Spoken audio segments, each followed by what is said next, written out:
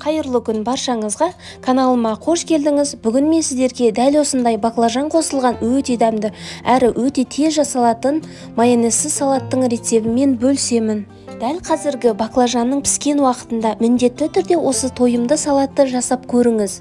Салатты жасауға кірісейік. Ең алдымен 2 баклажанды жуып тазалап, ортасынан дәл осылай кесіп, ірі-ірі етіп бөліп аламыз. Кез келген салаттың құрамын тураған кезде дәл осылай етіп қиғашынан турасаңыз, салат өте әдемі болып шығады. Келесі кезекте туралған баклажандарға тұз салып, суы шығу үшін 5-10 минутқа қалдырып қоямыз. Дәл осы уақыт аралығында тәтті бұрышты кесіп бастаймыз.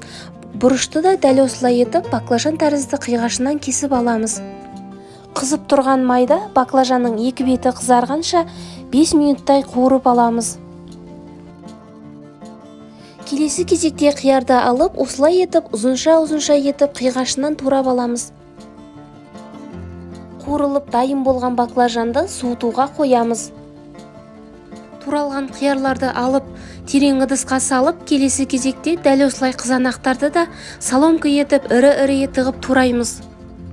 Баклажан қуырылған соң, тәтті болгар бұрышын да дәл осылай қуырып аламыз.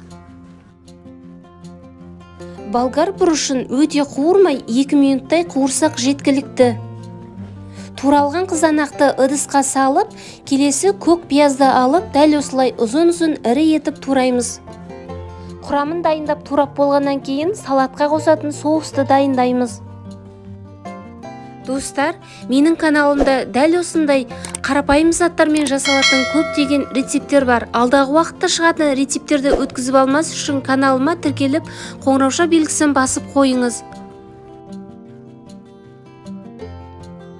2 бас сарымсақты үккіштен өткізіп, дәміне қарай тұз саламыз.